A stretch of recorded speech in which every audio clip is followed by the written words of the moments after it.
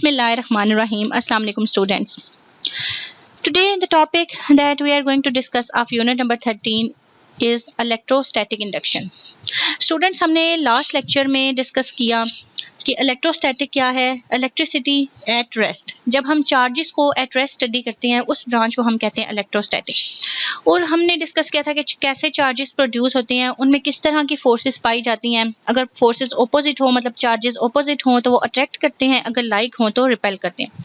और जितने भी हमारे पास मटीरियल पाए जाते हैं वो सब न्यूट्रल होते हैं, बिकॉज उनके अंदर number of proton and number of electrons same होते हैं। अब हमने ये देखा था कि चार्जिंग को कैसे हम चार्जेस को प्रोड्यूस करते हैं, प्रोडक्शन ऑफ चार्जेस के बारे में हमने डिस्कस किया था। 3 मेथड्स थे, rubbing, conduction and induction.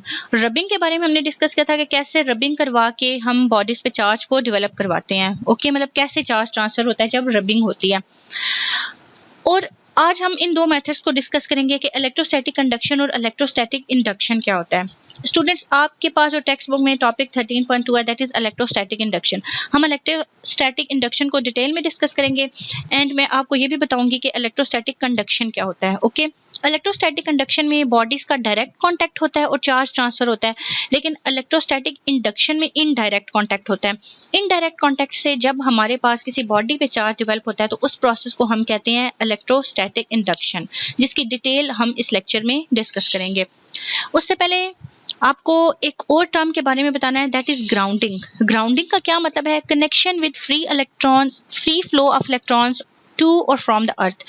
Grounding को हम किस तरह डिफाइन करते हैं कि ये इलेक्ट्रॉन्स का वो कनेक्शन होता है जो अर्थ से होता है या फ्रॉम अर्थ होता है। जब हम किसी भी बॉडी का जिसमें इलेक्ट्रॉन्स हैं, क्योंकि हर बॉडी में इलेक्ट्रॉन और प्रोटॉन पाए जाते हैं, सब में मटेरियल न्यूट्रल है, number of electron and number of proton बराबर है।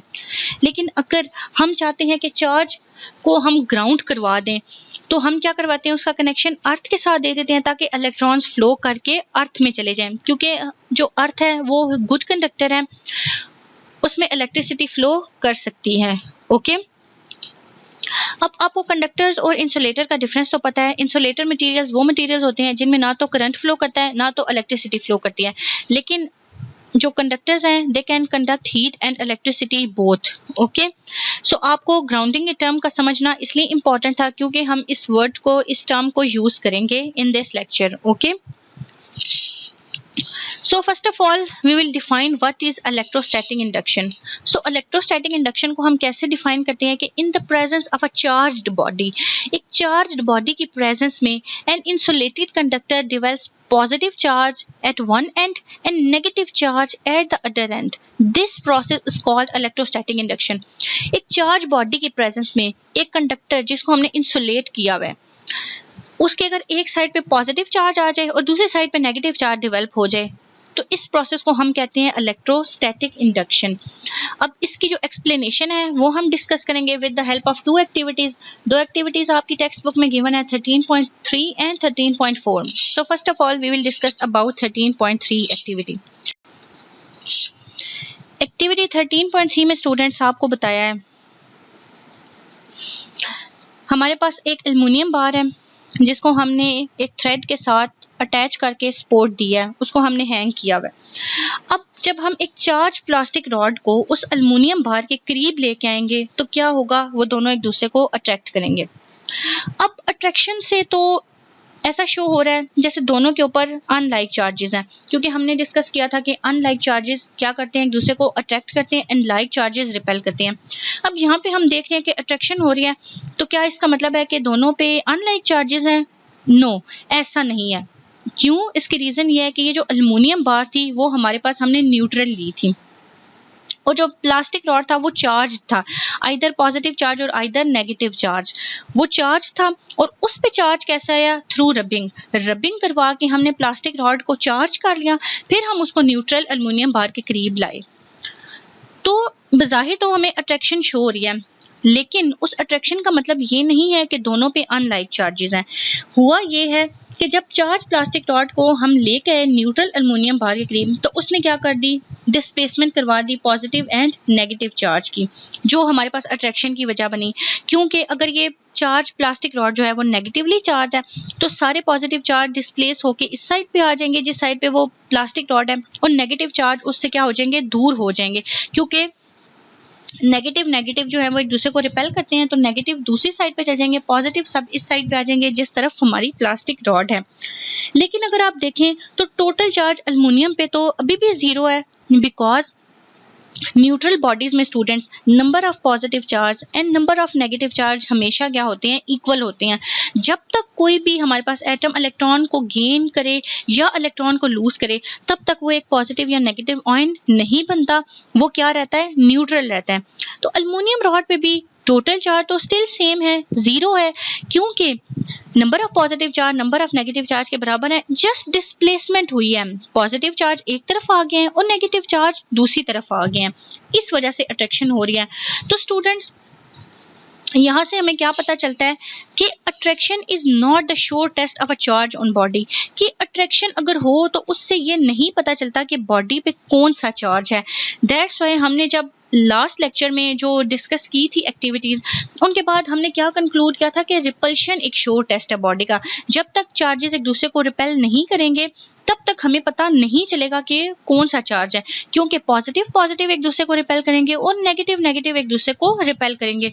सो repulsion is a sure test of the charge on body and attraction is not the sure test of the charge on body. Okay, तो अगर आपको ये question आ जाता है कि with the help of any activity or with the help of any example show that attraction is not sure test of the charge on body, तो आप इस एक्टिविटी को उसमें डिस्कस कर सकते हैं, क्योंकि यहाँ पे अट्रैक्शन तो हो रही है लेकिन बॉडी पे चार्ज क्या है वो हमें पता नहीं चल सकता, क्योंकि अल्युमिनियम बार पे तो जस्ट चार्जेस डिस्प्लेस हुए हैं और हमारे पास ये जो प्लास्टिक रॉड थी ये चार्ज्ड है।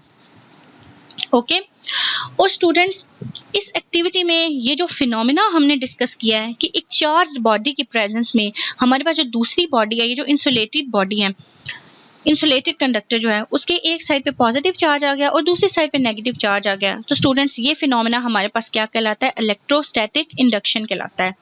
लेकिन हम एक और एक्टिविटी को डिस्कस करेंगे that is given in your text book activity 13.4, जिसमें मजीद हमने एक्सप्लेन किया है कि इलेक्ट्रोस्टैटिक इंडक्शन क्या होता है।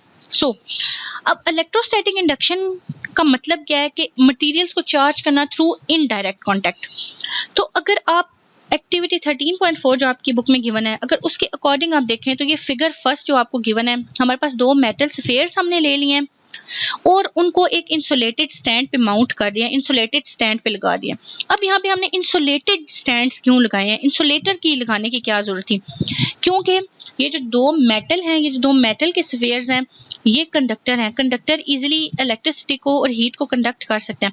अब इंसुलेटर यहाँ पे लगाने का ये मतलब था कि जब अगर इन दोनों बॉडीज पे कोई चार्ज आ जाए तो वो सारे का सारा फ्लो करके ग्राउंड में ना चला जाए, दैट्स वाई हमने यहाँ पे इंसुलेटर स्टैंड्स लगा दिए हैं। ओके सो पहले हमने इन दोनों को एक साथ रखा, 2 ब्लॉक्स, ये जो 2 हमारे पास मेटल स्फीयर्स हैं, इनको हमने एक साथ अटैच करके रख दिया और दोनों को इंसुलेटेड स्टैंड पे लगा दिया। ओके अब हम क्या करेंगे, अब जब हम एक चार्ज्ड बॉडी को इसके करीब लेके आएंगे तो क्या होगा, जैसे भी हमने लास्ट एक्टिविटी में डिस्कस किया, अगर हम पॉजिटिवली चार्ज बॉडी लेके आएंगे तो इस साइड पे सारा नेगेटिव चार्ज आ जाएगा और दूसरी तरफ सारा पॉजिटिव चार्ज आ जाएगा, मतलब इलेक्ट्रॉन अट्रैक्ट होके सारे इस तरफ आ जाएंगे और पॉजिटिव चार्ज सारे दूसरी तरफ चले जाएंगे। अब देखें चार्जेस में अगेन क्या हो गया, डिस्प्लेसमेंट हो गई है, नेट चार्ज तो अभी भी इन दोनों मेटल के स्फीयर्स पे 0 है, लेकिन क्या हुआ कि यहाँ पे हमारे पास सारा नेगेटिव चार्ज आ गया और यहाँ पे सारा हमारे पास पॉजिटिव चार्ज आ गया। अब हम क्या करेंगे स्टूडेंट्स, अब अगर हम इस बॉडी को करीब रखते हुए इन दोनों स्टैंड्स को एक दूसरे से सेपरेट कर लें तो क्या होगा, एक स्टैंड पे हमारे पास नेगेटिव चार्ज आ जाएगा और दूसरे पे हमारे पास क्या आ जाएगा, पॉजिटिव चार्ज आ जाएगा। जब हम इससे वो बॉडी हटा देंगे तो वो चार्ज फिर यूनिफॉर्मली क्या हो जाएगा, डिस्ट्रीब्यूट हो जाएगा और इस पे भी चार्ज यूनिफॉर्मली डिस्ट्रीब्यूट हो जाएगा। देखिए अभी यहाँ पे जब तक हमने ये चार्ज बॉडी करीब रखी हुई थी तो सारे का सारा नेगेटिव चार्ज यहाँ पे अट्रैक्ट हो रहा था और हमने इसको रखते हुए इसको सेपरेट कर लिया, अगर हम इसको हटा देते तो अगेन चार्ज यूनिफॉर्मली डिस्ट्रीब्यूट हो जाता और बॉडी इस कंडीशन में आ जाती जैसे ये हमारे पास फिगर 1 में दिया हुआ है। क्योंकि यहाँ पे बॉडी, ये जो कंडक्टर हैं, ये जो दो मेटल्स हैं, इन पे नेट चार्ज क्या है, 0 है। जितने नंबर ऑफ प्रोटॉन है उतने ही नंबर ऑफ इलेक्ट्रॉन्स हैं। तो इसलिए हमने इन दोनों बॉडीज पे सेपरेट चार्ज को प्रोड्यूस करवाने के लिए क्या किया, इनडायरेक्ट कॉन्टैक्ट दिया। और फिर क्या हुआ, एक बॉडी पे नेगेटिव चार्ज आ गया और एक बॉडी पे पॉजिटिव। अब ये नेगेटिव चार्ज क्यों यूनिफॉर्मली डिस्ट्रीब्यूट हो गया, अब हमने बॉडी को हटा दिया, अब वो सारा नेगेटिव चार्ज है वो क्या हो गया, यूनिफॉर्मली डिस्ट्रीब्यूट हो गया। तो ये जो प्रोसेस है जिसमें एक इक्वल और ऑपोजिट चार्ज अपीयर हो गया दोनों मेटल सफेयर पे, इस प्रोसेस को हम क्या कहते हैं, चार्जिंग बाय इंडक्शन, और you can say that this process called electrostatic induction. Okay students, अब आप इसको प्रैक्टिकली भी देख लें कि किस तरह जब बॉडी करीब आई चार्ज डिस्ट्रीब्यूट हुए, ताकि आपको और अच्छे से क्लियर हो जाए वो सब बातें जो मैंने अभी आपको एक्सप्लेन की हैं। So watch this.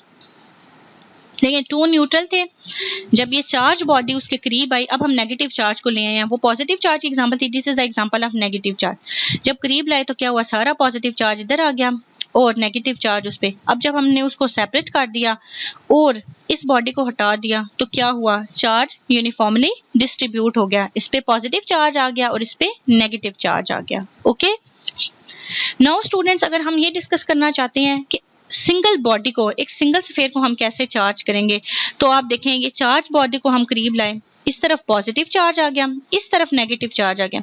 अब हमने इसको क्या करना है, ग्राउंड कर देना है। ग्राउंड करने का मतलब है कि सारे के सारे जो इलेक्ट्रॉन्स हैं वो फ्लो होके ग्राउंड में चले जाएंगे, तो ये बॉडी क्या होगी है, पॉजिटिवली चार्ज होगी है।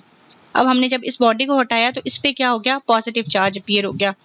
तो ये मेथड है स्टूडेंट्स हमारे पास एक सिंगल स्फीयर को चार्ज करने का।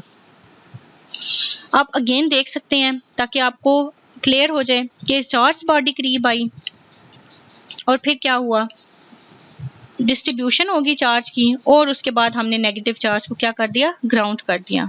ओके, सो हमने डिस्कस किया कि कैसे हमारे पास दो स्फीयर्स पे और कैसे हमारे पास अगर हमने सिंगल स्फीयर को चार्ज उसके पे डेवलप करवाना है तो हम कैसे करवाएंगे। Okay, now we will discuss the charging by conduction. अब ये आपकी टेक्स्ट बुक में डिटेल गिवन नहीं है, लेकिन आपके लिए इसको अंडरस्टैंड करना इंपॉर्टेंट है कि मटेरियल के साथ जब डायरेक्ट कांटेक्ट करवाया जाता है, जब मटेरियल डायरेक्ट कांटेक्ट में आते हैं एक दूसरे से, तो this process is called electrostatic conduction. और इलेक्ट्रोस्टैटिक कंडक्शन के थ्रू हम कैसे एक न्यूट्रल बॉडी को चार्ज करते हैं वो आप देखेंगे। ये हमारे पास एक न्यूट्रल मेटल स्फीयर है जिसको हमने एक इंसुलेटिंग स्टैंड पे माउंट किया है। अब हम एक पॉजिटिव एल्युमिनियम प्लेट को जब इसके करीब लाएंगे, टच करेंगे, तो क्या होगा, जो इलेक्ट्रॉन्स हैं वो फ्लो करके उस पे चले जाएंगे और जितने सारा पॉजिटिव चार्ज है वो सारा कन्वर्ट होके इस पे आ जाएगा, इस पे आ जाएगा। क्योंकि स्टूडेंट्स इलेक्ट्रॉन्स, आपको पता है कि एटम के अगर आप स्ट्रक्चर में देखें तो प्रोटॉन और न्यूट्रॉन तो न्यूक्लियस के अंदर रहते हैं, मूवमेंट कौन करता है, इलेक्ट्रॉन। तो यहाँ से जो इलेक्ट्रॉन्स हैं वो सब मूव करके यहाँ पे आ जाएंगे और पॉजिटिव चार्ज सारा का सारा आके ट्रांसफर हो जाएगा इस स्फीयर के ऊपर। तो ये जो चार्ज था, जिसमें ये जो मेथड था जिसमें हमने दोनों बॉडीज को डायरेक्ट कांटेक्ट करवा के चार्ज प्रोड्यूस करवाया एक बॉडी पे, this process is called electrostatic conduction, जिसमें हम डायरेक्ट कांटेक्ट करवाते हैं। अब यहाँ पे देखें, अगर आप थर्ड फिगर में, तो एल्युमिनियम प्लेट पे अब लेस पॉजिटिव चार्ज है क्योंकि ज्यादा सा चार्ज तो ट्रांसफर हो गया है किस पे, स्फीयर पे, and the metal sphere now has excess of positive charge.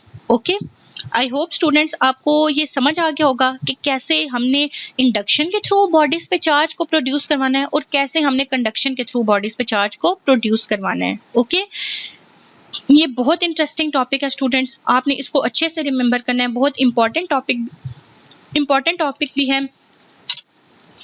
और अगेन मैं आपको ये बात बता दूं स्टूडेंट्स कि हमने जब मेटल स्फीयर को इंसुलेटिंग स्टैंड पे लगाया, उसका मतलब यही था कि चार्ज को हम अवॉइड करें कि वो ग्राउंड में ना जाए, क्योंकि हमारी अर्थ जो है वो गुड कंडक्टर है, चार्ज फ्लो करके चला जाता है, इलेक्ट्रॉन फ्लो कर जाते हैं, तो उस चीज को अवॉइड करने के लिए हमने ये स्टैंड लगाया। ओके ओके स्टूडेंट्स, आपने ये टॉपिक बहुत अच्छे से रिमेंबर करना है। And again I'm saying, if you have any query you can ask me anytime students, and this is your homework you have to do 13.2 and 13.3 review question because these questions are related to today's topic. Okay.